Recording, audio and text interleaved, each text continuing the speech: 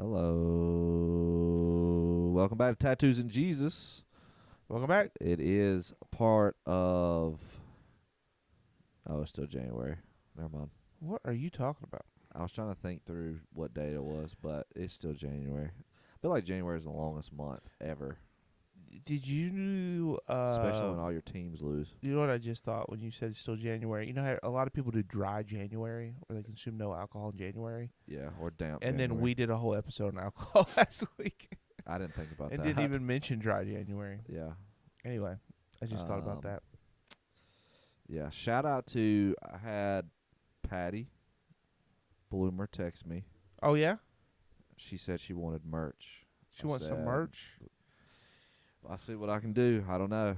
But she also thought I was a Patriots fan after the podcast, and I was like, I'm not a Patriots fan. I'm a Chargers fan, first of all. He's a Patriots fan. I'm definitely not a Patriots fan. He's a and closeted. She's a Bills Patriots fan. apparently. Find out something new every day. So shout out to Patty. Maybe you get Shout out merch. to Maybe you Josh Allen. He's a sensitive little fella. don't. Shout out to Sean McDermott. Listen, you came in here this morning and told me that you forgot your lunch. I did forget my lunch. Then about 5 minutes later, you said, "Oh, and I also forgot my deodorant." I did forget deodorant. Yes. I need you to explain to me Yes.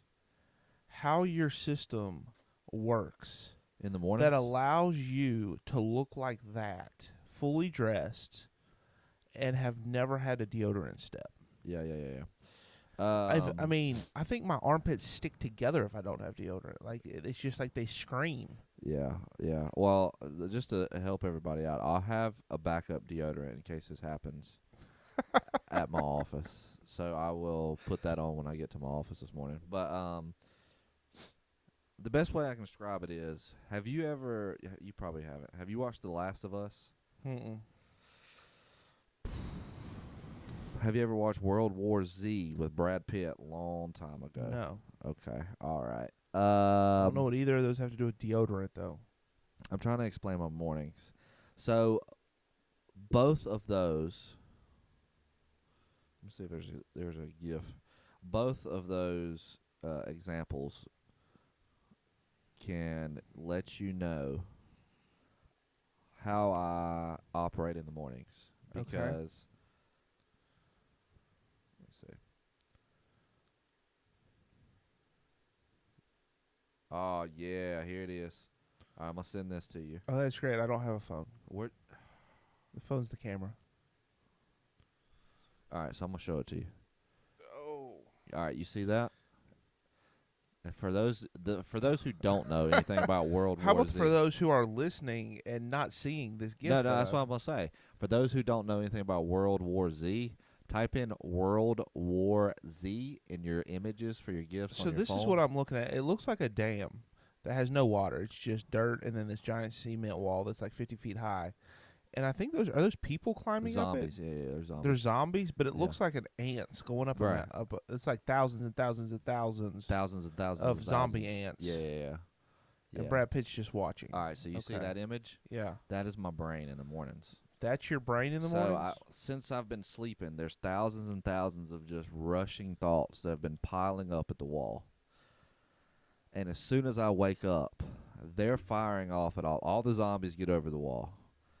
And so I have to manage all of these thoughts that are coming through in the morning. It's like, it's almost guaranteed. Like sometimes Sarah will ask, like, what song's playing? Like there's always a song playing in my head that maybe I have listened to recently, maybe I haven't. As soon as I wake up, there's a song in my head. Sometimes I think about, like, the pod, what we talking about the pod. Sometimes I got to remember what all I got to do that morning. It's a wild ride. What song's in your head this morning? Well, see, now it's compromised because I listen to music on the way. But I'll text you tomorrow and let you know. Okay. I've already forgot. But, so this morning, since we've had our discussion about me not being able to make it at 6:30, Yeah. I was like, man, that is true. I always show up at like 6:38. And so I was like, I got to make a conscious decision and not just hope it happens. So what Mm-hmm. I've done is I take a shower Wednesday night so that I'm not rushing in the morning. Mm-hmm. Because if I take a shower in the morning, I'm always behind. I take a shower Wednesday night. I wake up Thursday morning, do a little, little bath with the sink, splash the face, get my hair right. Yeah.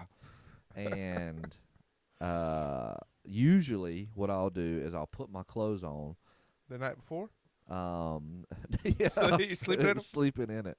I used to do that with Red Bull. I'd sleep in my uniform. Shout out Josh Hyatt, by the way. I'd sleep in my uniform and then get straight up and go because I'd have to get up at like 3:30. So, depending on the outfit will depend if I'll put deodorant on before I put it on or after. So if it's just a shirt that is just one shirt, I'm always scared. Like if I put the deodorant, Yeah. or it'll get on the sides. What kind of deodorant do you use? Degree Degree. What color? Is that gel? white. No, I can't do the It's gel. white? Gel's weird. Well, here's what I'm getting at. You have a beige sweater on. Yeah. Even if you got a little bit of white deodorant, nobody would know. Yeah, but that's the routine. I can't mess that up. If I try to change something, If you try to reorganize the ants, if you I got try a to real reorganize problem. the ants, I'll forget my pants or something when I leave in the morning. I don't know. He comes walking in like, "Hey, I'm ready to go." Yeah, I got deodorant on, but I forgot something else. So my usual routine is I usually put deodorant on after the clothes, depending on the clothes. This morning, I was so focused on heating my car up in time to get here before 6:30 that as soon as I put my shirt on, I went straight outside. Once I went outside, it was over. It was over. I forgot my lunch. I forgot the deodorant. I forgot the K-Cups that Sarah told me literally 10 minutes before I left to bring to you. I forgot all of it. As soon as I went outside, it's like all the ants just ran out through the neighborhood, and it was over. And I came back in. I grabbed my bag. I was talking to Sarah, and I walked straight out. No deodorant, no lunch, no K-Cups. Nothing. Done. And here we are. You were cooked. We are cooked. Well, I'm going to go turn down the temperature real quick before you actually get cooked. Yeah. Well, we're still good. We're okay, guys. I took a shower. Kelsey, so the temperature in this office is very like fickle, and so every office heats at a different pace, stays cold. The front lobby doesn't even have a heater, and so it can get really cold out there. Anyway, it's very weird. So sometimes we'll kick on the heat, and then one of the offices will get like blazing hot. And it also depends if your door's shut, door's open. All that to say, it's just very fickle. And so it's not uncommon to be like, "Hey guys, you mind if I turn this down, or can you do just trying to balance things out." Kelsey texted me the other day. I guess she knew that I was available, and was like, "Hey, can you turn down the heat? I'm literally sweating in this session." And so I know she's texted me in the middle of the session, and and so I'm like, she must be pretty hot. Because there's lots of times I'll be sitting there and like sweat will run down my back, but I'm like, I'm not going to interrupt a counseling session for this, unless I feel like my patient looks hot. Yeah. Like if they are like taking a coat off or something, I'm like, yeah, let me turn this down. Otherwise, I'll shift it. So anyway, so I'm like, she must be really hot, and her patient's probably really hot. And she goes, "Can you turn down the heat? It's really hot in my office." And I said, "No thanks. I'll turn it down once I start smelling bacon." Anyway, that story's not as funny as long as it took me to tell it. But in the moment, I thought it was really funny. The build-up was the incredible. build-up was significant. The punchline That was hard. I apologize that was tough. to anyone That who was just tough. listened to that story. Man, that was But tough. in my head, it was funny because I know she's in the middle of the session, and she's trying to like covertly text me. I mean, she may have just told her patient like so then I know she's gonna have to look down and read it, and then try to re-engage. and still try to stay focused and not miss a beat. Yeah. And so in my head, thinking about her doing that, I was like, I hope she laughed and had to explain it. And she didn't. I don't know. I mean, we can talk about it. Why? I don't talk to her that much. She didn't break. We're busy. We're seeing people. Yeah. Well, amen. So, amen. no offense. Breaking character. Anyway, that was a long story to nowhere. Story to nowhere. Speaking of long stories of nowhere, do you like fruit snacks? Not gummy worm, not candy. Like, there's a difference. I really don't know what the difference is. But like, if you go into Walmart and you go to the candy aisle, there's like gummy bears and like gummy worms and gummy everything. But there's a separate section, maybe near the raisins. I'm not sure. Anyway, there's a separate section that's fruit snacks, which are also gummy things, Yeah. typically molded like fruit. Typically, yes. You know what I'm talking about? Yeah. Are you a fruit snack fan? I don't ever eat fruit snacks. If there's some there, I'll eat them. I don't actively look. I would much rather have fruit by the foot or Gushers, but I don't know that that's considered fruit snacks. It's not. That's candy. But there's a difference because fruit by the foot and Gushers are not located in the candy section. No one has ever ate a Gusher and thought anything other than this is candy. But they're not located. I feel like the fruit snacks and the fruit by the foot and Gushers are located where the fruit snacks are located. Not all. If I'm walking, that's not the debate we're having here. The debate we're having here is fruit snacks. There are four. Yeah, I do. Yeah. There's four main players on the block. Yeah. In the fruit snack game. The blue Welch's. Welch's is the blue pack. Okay. Mott's. Oh yeah. Mott's fruit snacks. Oh wow, that's bougie. Welch's, Mott's, the Walmart brand Smiles. Have you ever had Smiles? I don't know. That sounds okay, dangerous. so I should have brought these in today. Sounds dangerous. And then there is what's that say? Bam. What?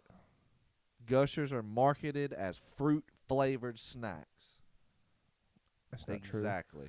So there's a fourth one, Kellogg's Fruit Snacks.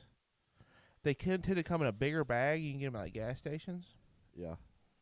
Anyway, I spent like 15 minutes debating with a patient earlier this week because she even said, she goes, "Are you going to do this on the podcast?" I said, "Maybe." So shout out to the 5 o'clock Tuesday night. Whoa. 6 o'clock. I don't know, whatever time it was. 4 o'clock. I don't know. Look, people gonna be stalking the building. Yeah, trying to, who is this? Yeah. That's not that they come every week at that time. So you would have had to have camera footage of last Tuesday. Maybe they do. Maybe. Not. So. Fruit snacks. And so here's the thing: is I'm a big fruit snack connoisseur. I love fruit snacks. But I was really hoping that you would have a better you eat fruit snacks. Yeah, I don't eat them all the time, but I love a good fruit snack. Ashley keeps them at the house. I feel like a connoisseur would eat it all the time. I eat them a lot of times at night watching TV. A little fruit snack, a little Marty fruit snack, little Marty fruit snack, a little juice box. Little Capri Sun, little juice Capri box. Sun and a hey, fruit snack. Slip up! A Capri Sun is top tier. Oh. Top tier. Have you ever watched Dave Portnoy when he was doing the COVID pizza reviews? He did the Lunchables. Yeah. And he stuck the straw of the Capri Sun straight through the back of it. Straight through. I was like, man, we've all been there. But you're not so you don't have an understanding of the fruit snack repertoire. I mean, I've had them. I just want to see which one was your favorite.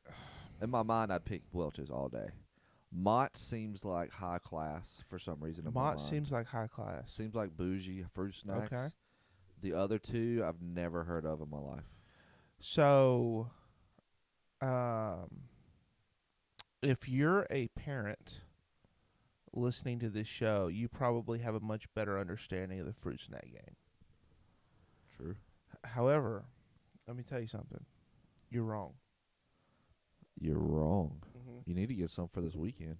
Mott's are by far the worst. Are they? By Are they far. more expensive?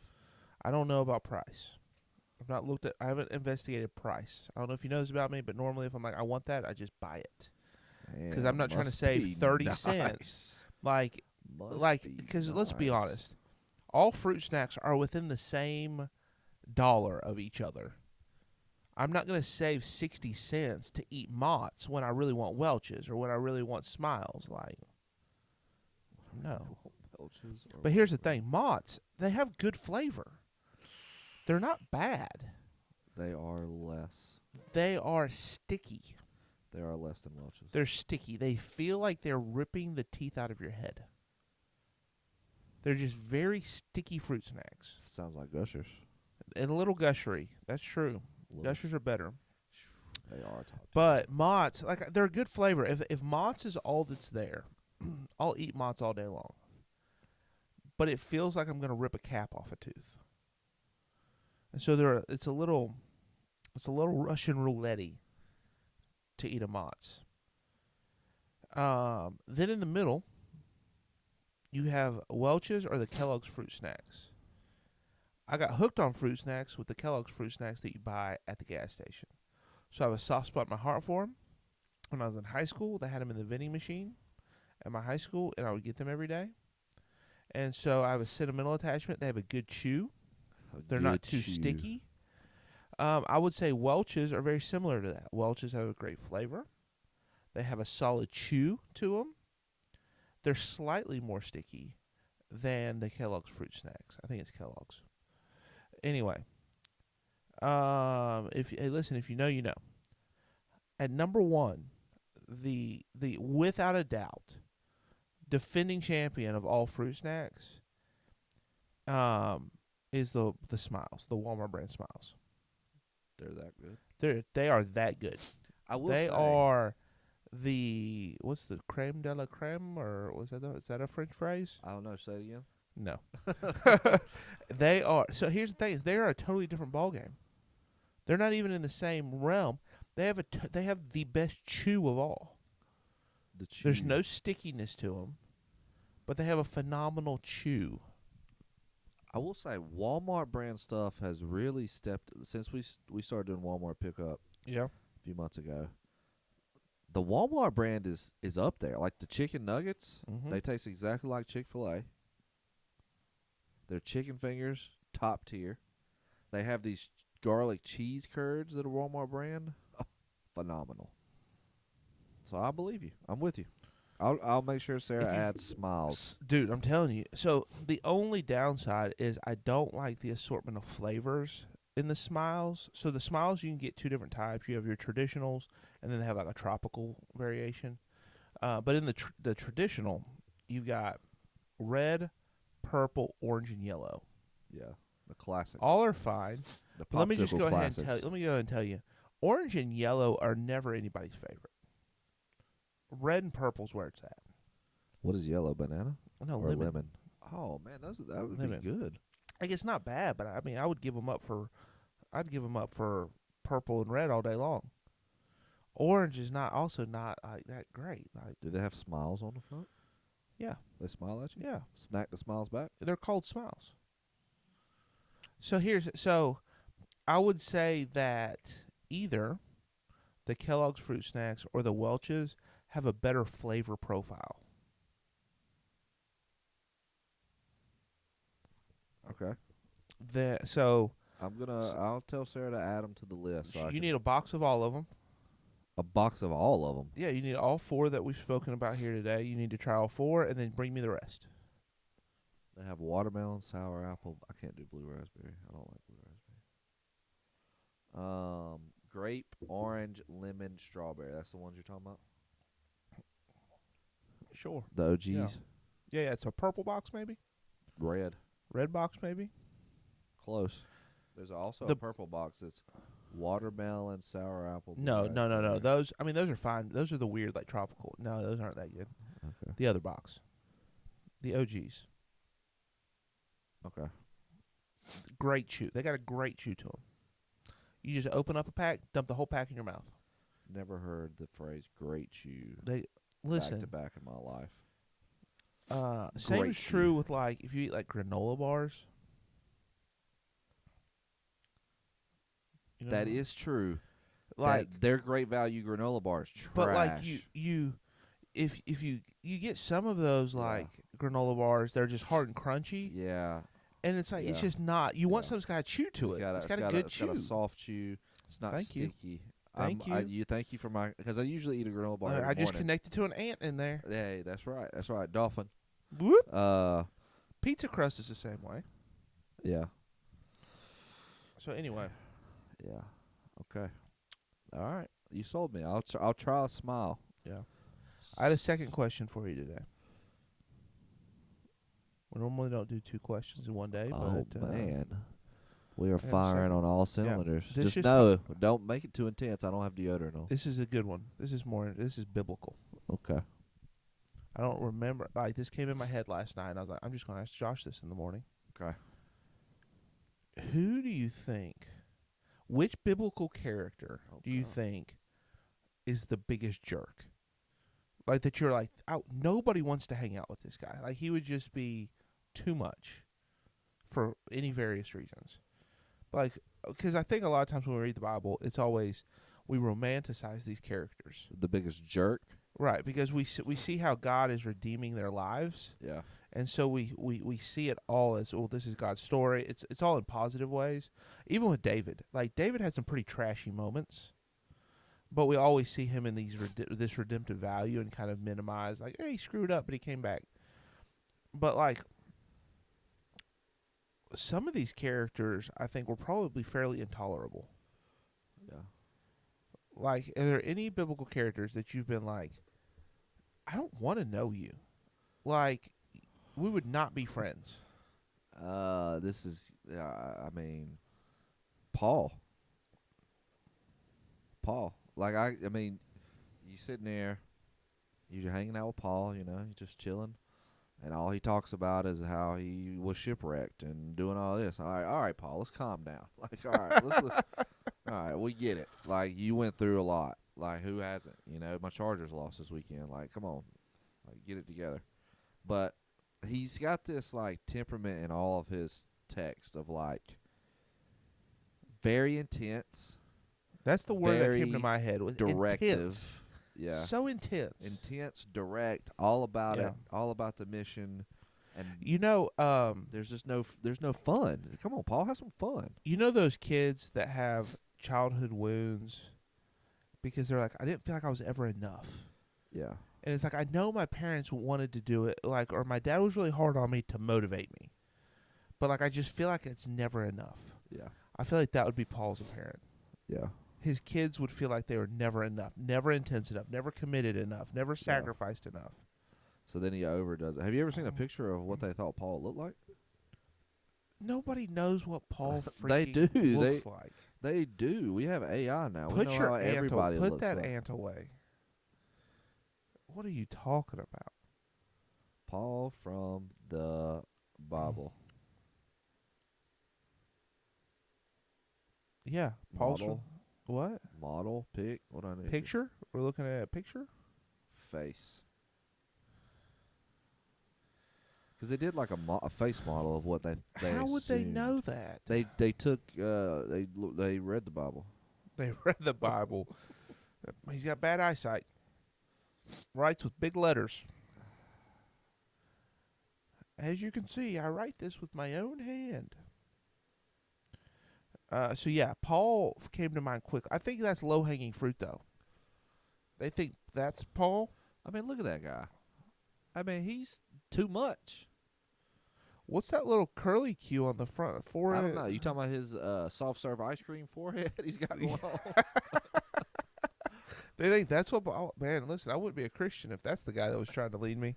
Yeah, That man looks like snake oil salesman. And you also got to put into fact that like he just killed all of us, Here's the thing. and now he wants to be a hero. I can smell his cologne by looking at that photo. Cologne. Like, I can already smell it. It is It's so very strong. Yeah, it's a stout cologne. Like, I can look at It's a that and stout say, I can cologne. already smell that man. Yeah, he walks in the room. You're like, okay, like, Yeah, like you. what we you know. overcompensating here? Come on, Paul. Like, let's get it together. Yeah, and he just killed like all of my friends, and then he walks in and wants to be a hero. Like, Yeah. come on, bro, sit down. So who was yours? Paul was the first guy that came to mind. That I was like, we all love this guy, but I think hanging out with him would not be the time you want it to be. So then I started kind of perusing mentally, and I think you have to really go to the Old Testament to find the real detestable characters. Okay. So then I started just going through the big dogs. You know, The you big got Adam. I mean, I don't think Cain would be fun to hang out with. You never know if he's going to shank I you. mean, you need to But I don't keep think your- that's. keep I your think, head on a I think he's swivel. probably one though that like He's probably actually a fun time. He's kind of emotional. Who? Kane. Nah, you got to keep your head on a swivel. Make The sure you don't. problem is that's the Pow. thing is you just never know when he's gonna pop Pow. off. He's the dude that's like, you can't let Johnny drink, or all of a sudden he's throwing a table through the window. Yeah. Like that's Kane. Like Dad just gave he's a him good a few time tokens. It's over. until you tick him off, Yeah. and then he just is too much. I'm thinking. So then you're like, okay, Moses. No, he's not too bad. Abraham. I don't think that's that big of a deal. Job. He's a sad fellow. You jumping through. He's Ruth, a sad fellow. Yeah. He had his whole life wrecked. I Yeah, mean, he's sad. he's just. I mean, I don't know that he'd So be. anyway, then one name popped out at me, and I was like, "This dude is intolerable." Beginning to end, beginning of the book to the end of the book. It's not a long book. Intolerable. Intolerable completely. From beginning to end. From beginning to end. Other than the fact that he begrudgingly did what was required of him. At no point. Jonah. You got it. Well, the man hated people so badly that knowing God would bring redemption to that city made him so sick that he still went and did it, and then went and pouted about it because he was like, I knew you would help these people. I mean, I feel that way about Clemson fans. Well, you're intolerable. I'm intolerable. Jonah's probably a good one. He just seems like a miserable guy, but I've never been swallowed by a whale, so also could be a factor. Allegedly swallowed. Allegedly swallowed. Like, we don't. He probably took a boat. He's just he's hyped up. Like, how bad do you have to hate somebody that when you know God has given you a mission that you try to jump on a ship? I'm gonna go ahead and tell you, if I'm trying to run from God, the last place I'm going is a ship in the ocean. Yeah, not anymore. Not anymore. Mm. Well, I mean, you can't really take a train. I'll take my chances on a camel.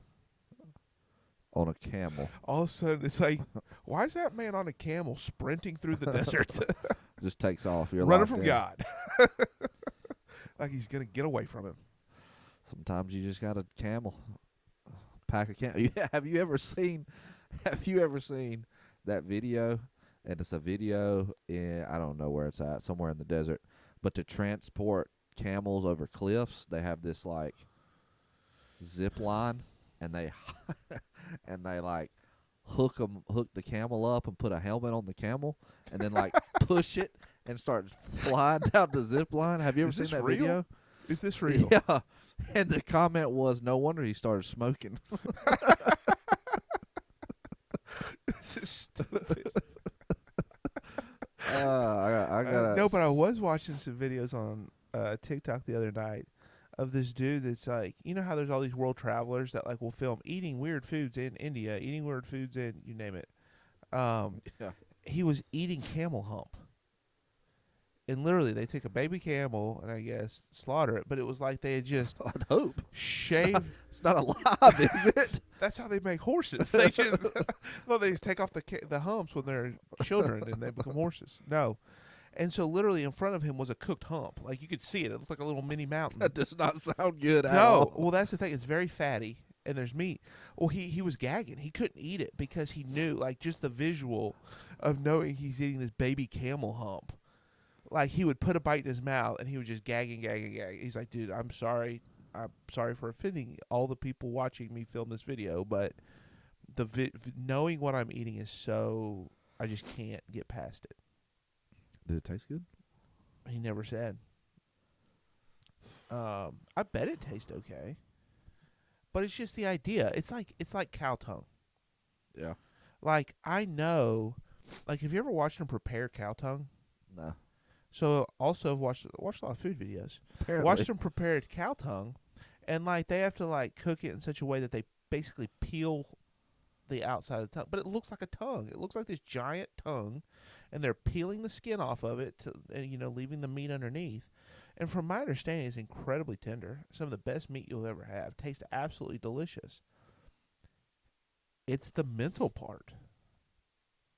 the It's mental of. it's I've had cow tongue before, and I could have swore as I chewed it, I felt the bumps. yeah. Like I Of feel the, like it's tasting me as I'm tasting it.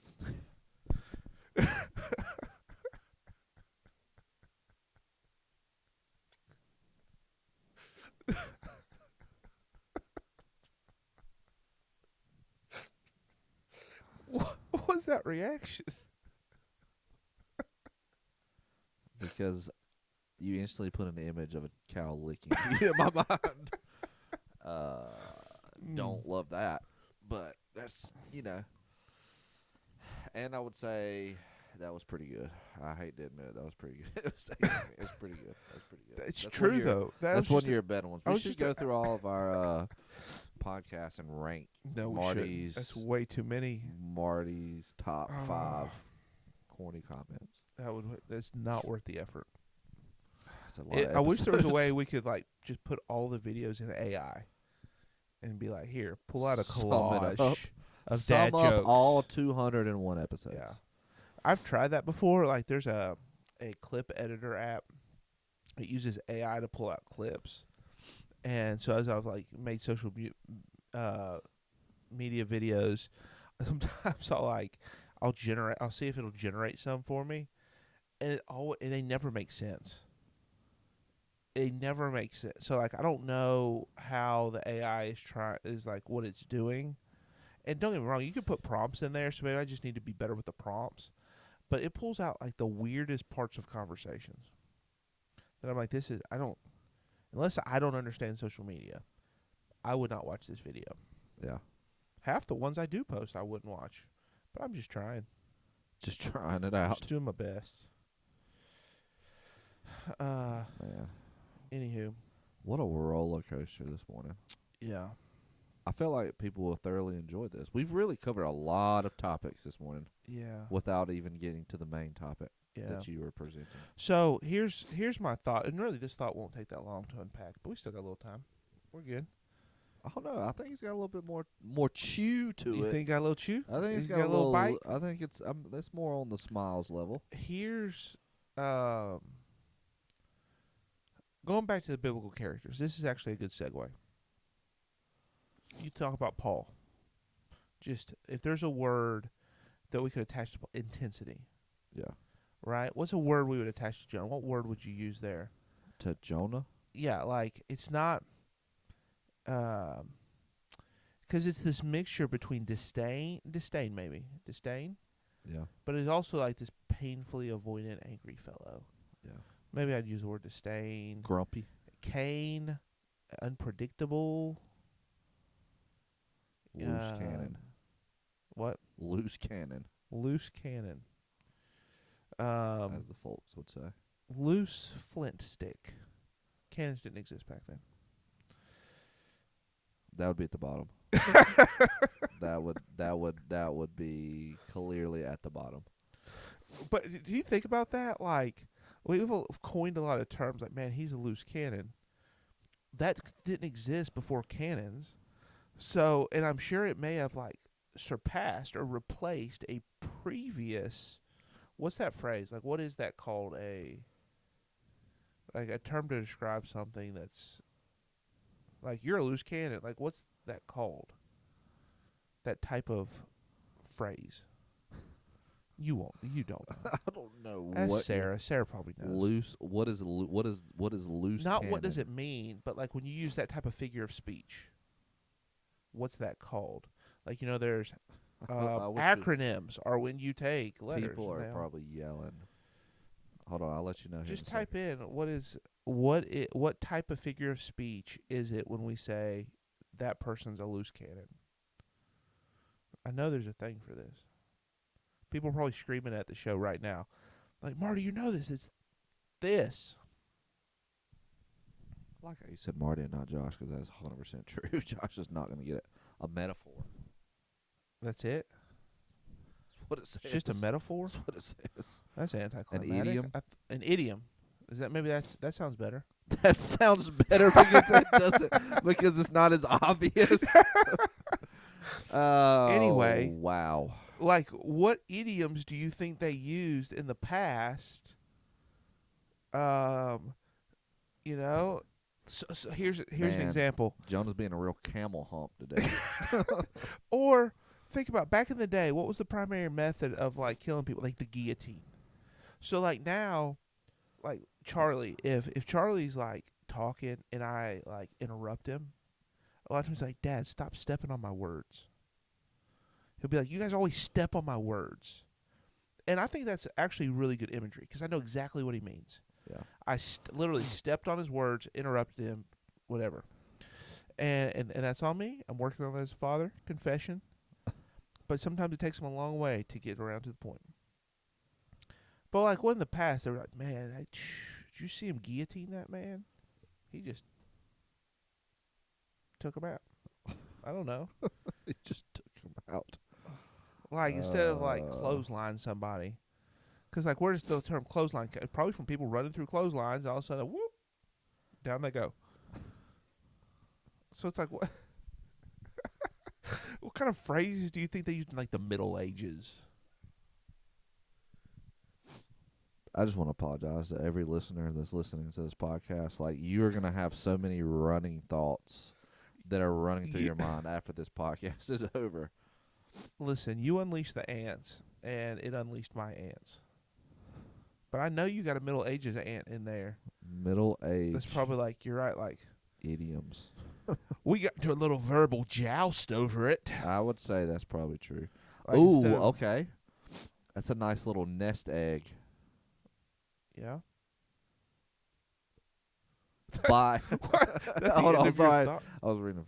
By my troth. By my trough? Means truly. Truly? So instead of just saying truly, like I'm being honest with you, you see, by my trough. By my troth, or indeed, in truth. By my troth.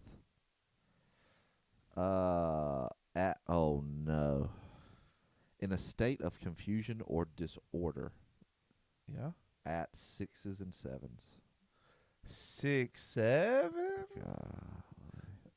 That's funny. To fetch a compass. I mean, I feel like that's pretty obvious. Never mind, don't count that. I think that's just directions. To throw down the gauntlet. We still use that one some. I've never heard that. Really? Never heard that. Anyway, continue with your original side quest over. Let's guillotine that thought. Okay. And come You're back. just going to use this all day until it works. I feel bad for every patient that's coming through. It's going to work one time and I'll be, got it. Yeah. I'll get a text and be like, I just used it and they loved it. It's just, man, we really. And then I'll say they'll never come back to see you. They'll give me a courtesy laugh. Yeah. There's these words that describe. So, all right. Take your Adderall, Marty. Recalibrate. Do you think these characters were just wired to be the way they are? Or so the phrase that has been running through my mind is somebody asked me is, am I wired this way or am I wounded to be this way? I was like, ooh, that's a cute phrase. That's clever. You know? And so a lot of times in life we find ourselves in situations where we just see qualities about ourselves. Right? And it can be literally anything. But there's always this debate, we've talked about it a million times, is nature versus nurture. Like we understand there's this tension between the genetics we're born with and the world in which we live in. Both shape us significantly. Right. You know, and so the phrase like, are they wired this way or are they wounded this way? Presents this tension because whichever one it is, you're going to approach it a little bit differently. And so this person was just saying, what's wrong with me? Like, I think our default is to see it as pathology. Yeah. As I've been wounded this way, or somehow the world has shaped me this way. Right? And it doesn't necessarily have to be a negative wound, but that's just a catchier phrase. Wounded or wired. And so, like, I think about these characters, that I'm like, was Paul just wired to be this way? Like, if he would have lived any other life, would the word intensity still describe him? If Jonah would have lived in a different world, like, would he still have found a way to be a miserable curmudgeon? Or were they wounded to be this way? Did the world shape them to be intense or spontaneous or I don't know. That was just the hadn't really unpacked it. That was just the thought I had. You want my answer? You can talk now. My answer? You're gonna love this. Both and. It is a both and in my mind. I don't know that we trust your mind this morning. It is a both and. I feel like it is. You know what I just pictured? Oh god. All these ants, except it's the game of Connect Four, and so you have like both sides going in and it's equaling out. Sorry.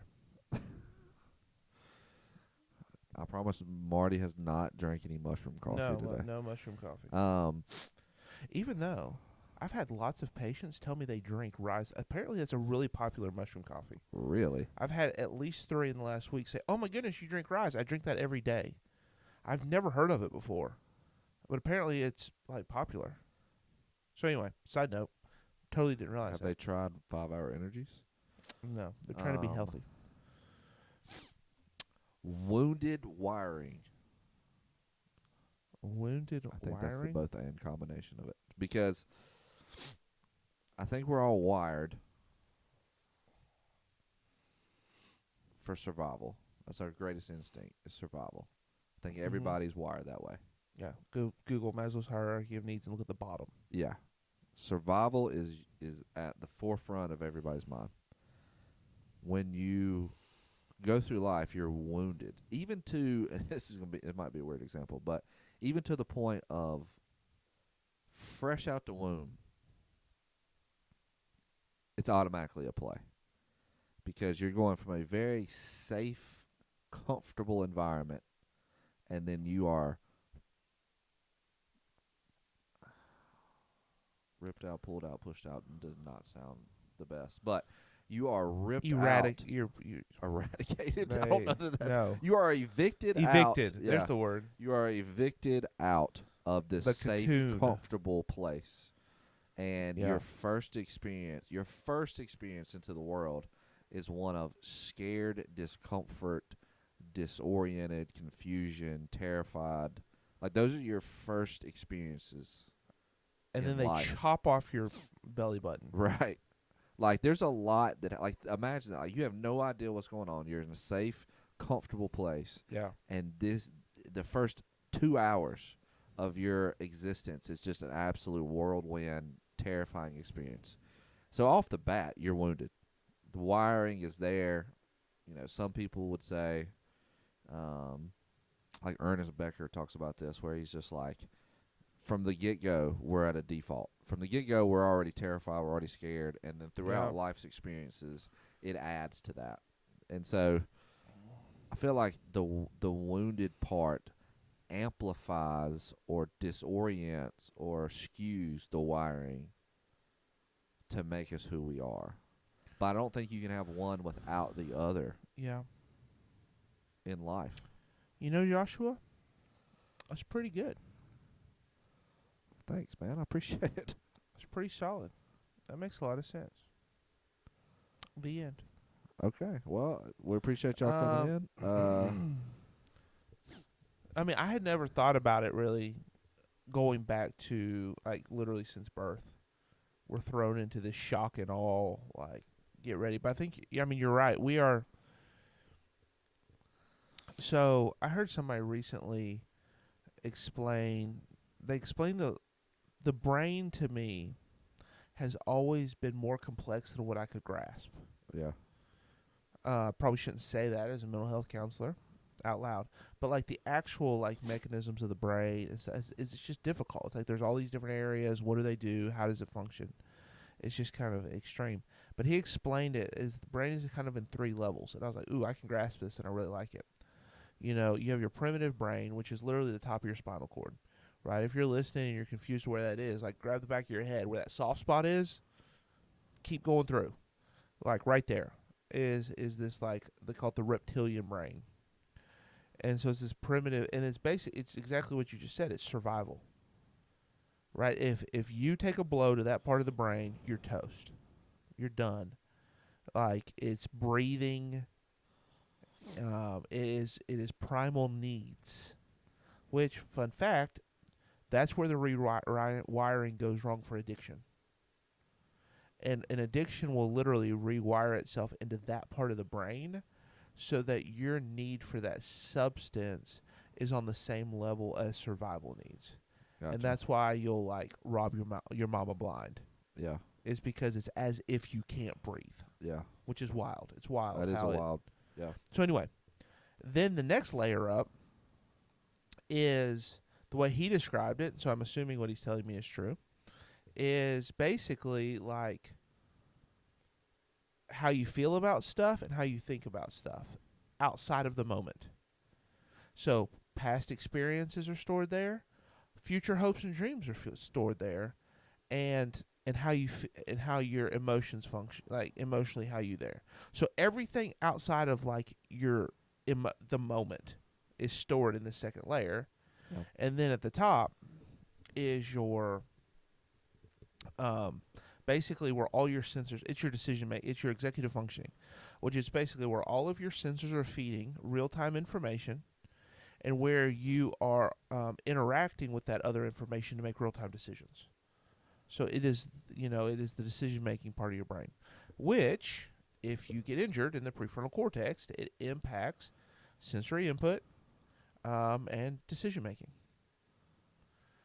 So anyway, and so you kind of have these three layers, right? How I survive, things from the past, goals for the future, and how I feel about life.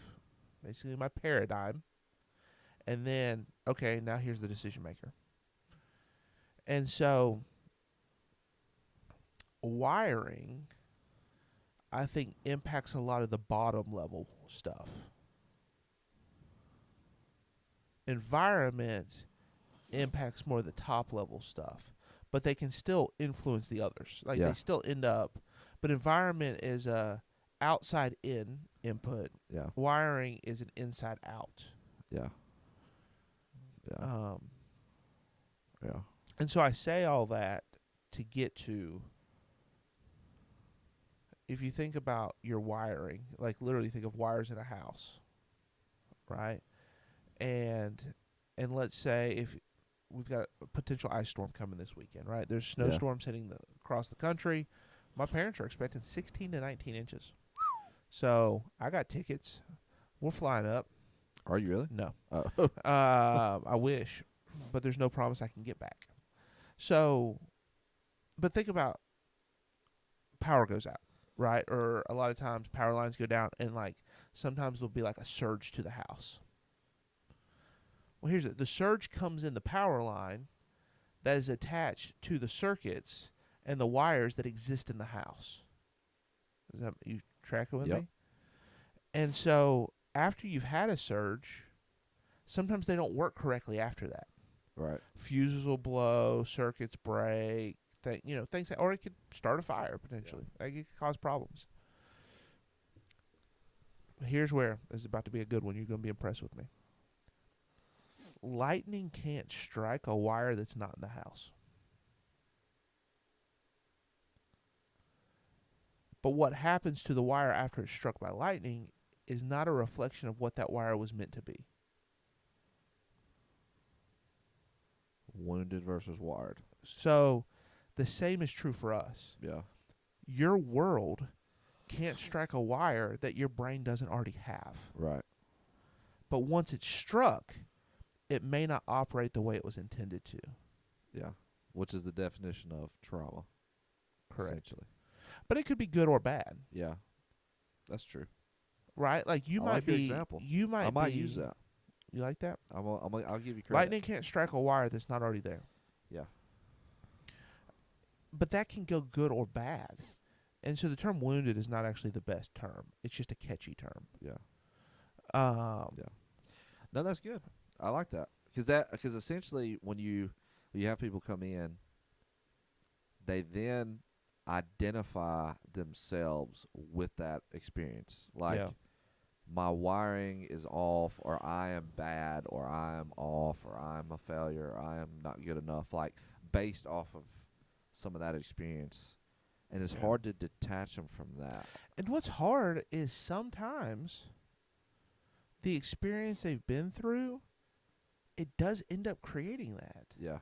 Like, for example, if you have a house that's been hit by lightning, it may compromise that wiring. It can't carry the same electric load that it used to Yeah. without it causing problems. Yeah. It can't carry the same load without issues, right? And so think about like psychological or verbal abuse, for example. Uh, So if you may have been born with the capacity to withstand stress, but you had an abusive parent or caregiver or somebody who just destroyed your psyche every single day to the point that it fried that nerve, like it fried that wire. So then you end up actually not being able to yeah. withstand stress, which feels like, oh, they were right all along. Yeah. When really it's like, no, you actually weren't wired to be Yeah. a failure.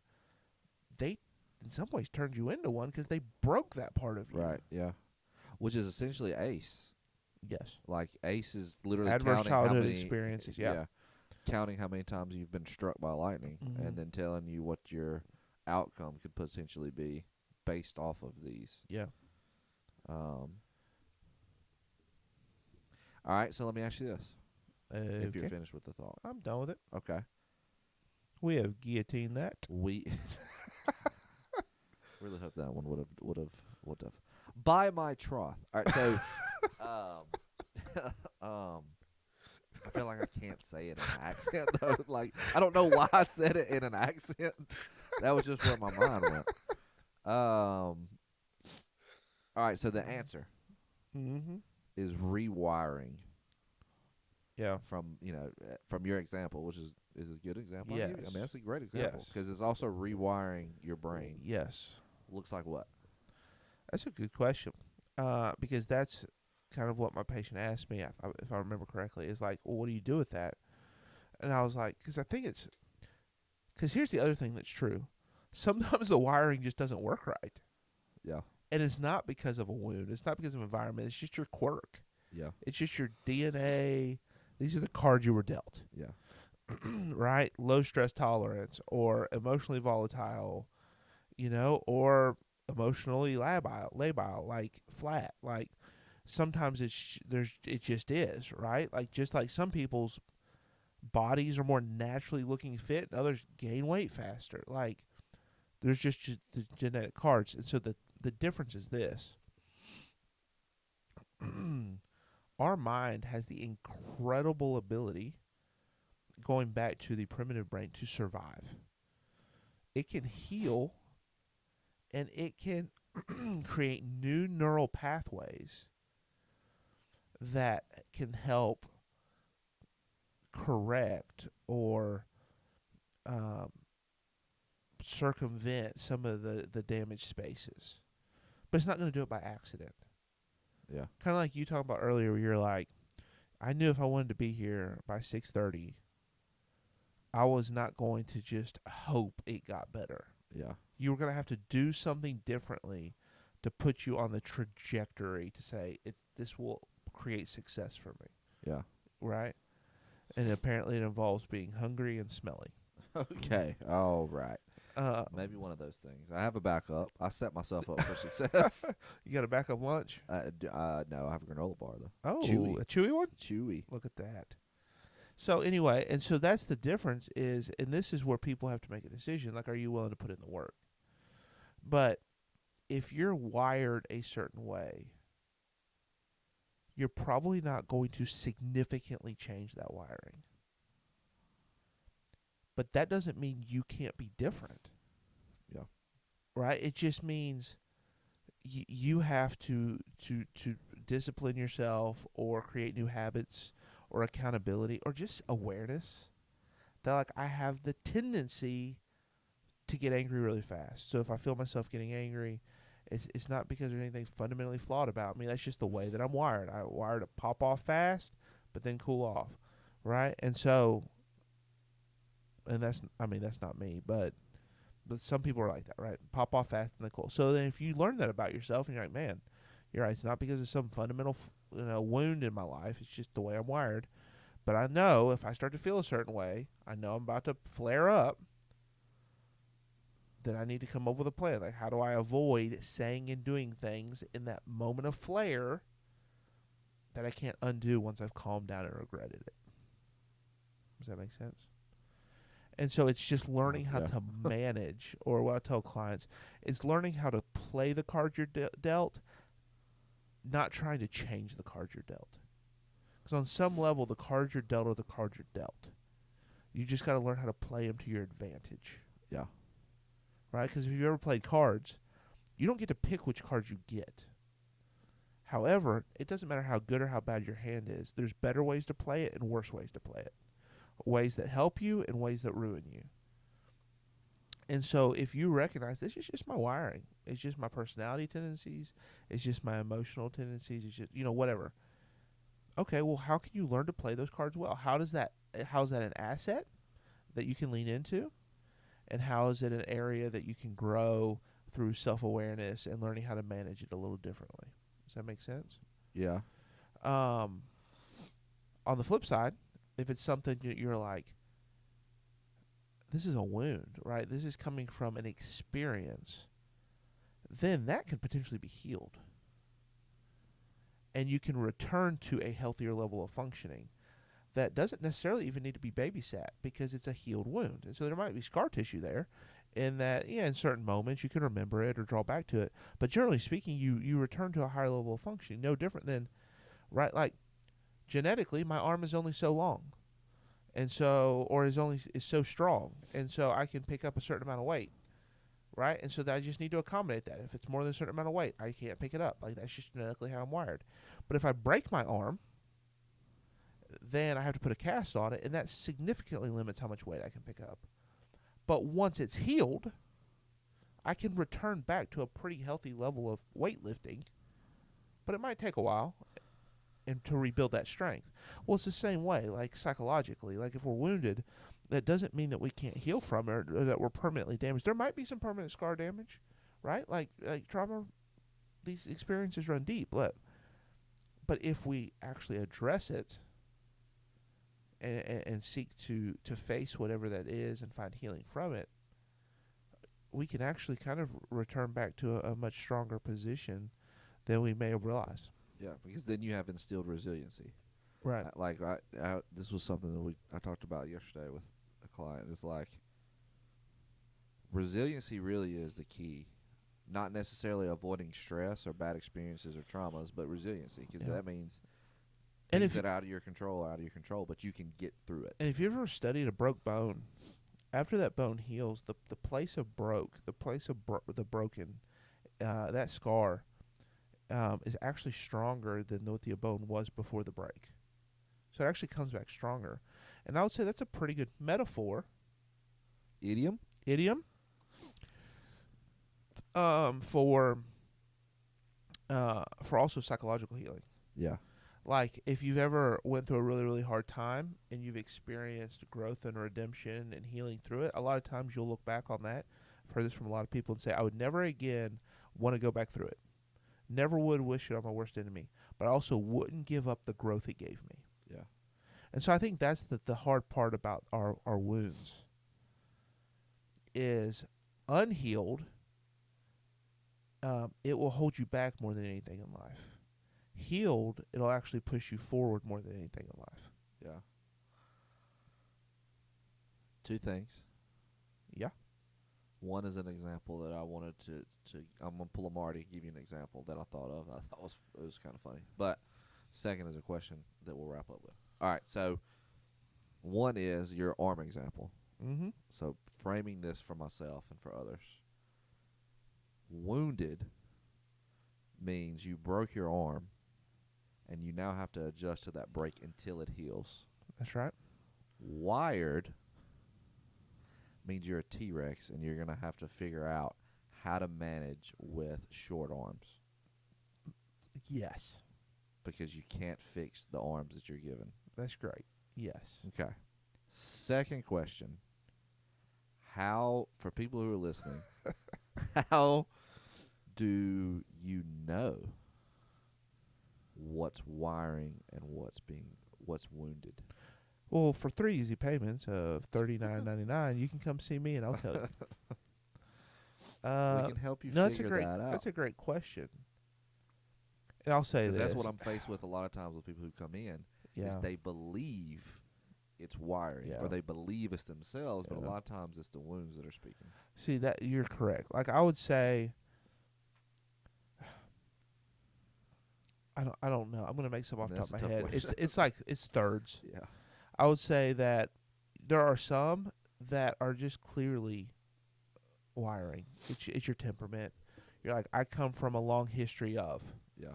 You know, I'm just like my mom, or I'm just like my dad, or my grandpa, or my sister's the same way. Like, you can look and see a genetic linkage there.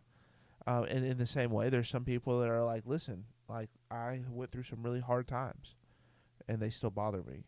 And whether it was a difficult childhood or there was an experience or an accident or something else that shaped them, it's very clear to them that there was a environmental experience that Influence jacked them that. up. Yeah. And then there's the middle ground where people are like, I just don't know. Yeah. And part of that is through counseling Yeah. or self-exploration, or there's lots of different mediums. It's just because here's the cool thing. You don't have to know whether it was wounded or wiring to know that it's causing you problems. Right. So awareness of the issue doesn't matter about etiology. It doesn't matter where it comes from. And so if you recognize that you have this thing and you're willing to face it, Yeah. even if you never find out where it's from, you can still fix it. It's just whether you need to heal from it or brace it with supports. But here's the thing, even if you have the capacity to heal from it, you can still brace it with supports and find success. Yeah. Right? Like, just because I know my arm's broken doesn't mean I just need to let it flop around. Yeah. Right? Yes, it needs to heal and I'll be fine, but I can still just throw a cast on it and have some level of functioning back. I can still make improvements. Yeah. And so, normally, when somebody's like, you know what? There's this issue and it keeps bothering me and I am finally ready to dive into it and figure out why am I this way? And typically there's a couple questions that you can ask. Be like, have you always been this way? Yes, even when I was younger, my family used to complain that. Right? And so there's, all right, well, tell me about your childhood. Like, there's some pretty basic questions you can ask to be like, it doesn't really sound like this was some trauma or this wound or this experience that shaped you as much as, like, this is just who you are. Yeah. So let's there wasn't a figure out point how of to change of like when I was 20, this started happening because that usually will point to a specific event. or a lot of times parents or siblings can tell you. Yeah. Like, we had a great childhood, but like when you were a teenager, something changed. Yeah. That could still be wiring, right? That could be you're going through puberty and it starts flipping on some light switches in your brain that had been dormant up to that point. Yeah. Right? And so if it tracks with puberty, you see that a lot with mental illness. Yeah. Right. Okay, you were in your late teens and early 20s and you started to have these weird experiences and now you know they have continued to manifest. And so typically you can kind of track some stuff back and make an educated guess. Yeah. If it doesn't become obvious. Yeah. So, all right, we got to wrap up.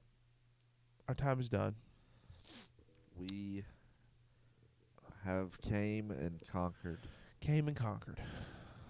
by the gauntlet. So it's time to guillotine this show. Cut her off. That's unfortunate. It's been real. That is sticking. Back next week for your weekly idioms. Until next time, y'all behave yourselves. Holla.